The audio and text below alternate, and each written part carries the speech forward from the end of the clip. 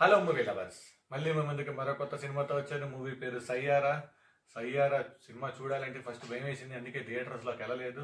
ఎందుకు అంటే థియేటర్స్లో ఏడుతున్నారు, కొట్టుకుంటున్నారు, కింద పడి కొట్టుకుంటున్నారు. నాకు ఇదేం అర్థం కాలేదు. సో సినిమాలోకి డైరెక్ట్గా వెళ్ళిపోతే నెట్ఫ్లిక్స్లో అవైలబుల్గా ఉంది. ఈ మూవీ తెలుగులో కూడా ఉంది అండ్ హిందీలోనే చూడండి, ఆ ఫీల్ బాగుంది. మూవీ విషయానికి వెళ్ళిపోతే ఒక లవ్ ఫెయిల్యూర్ అయిన హీరోయిన్, స్ట్రగుల్ అవుతున్న హీరో ఇద్దరు కలిసి ఒక పాట రాస్తారు. ఆ పాట సక్సెస్ అవుతుంది.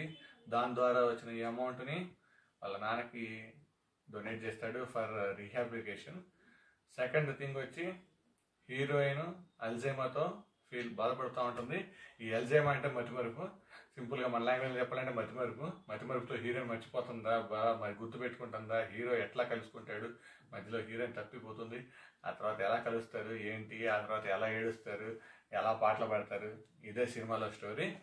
నా వరకు వస్తే మూవీ అక్కడ ఏజినంత అయితే ఏమీ లేదు, థియేటర్లో కొట్టుకున్నంత అయితే ఏమీ లేదు.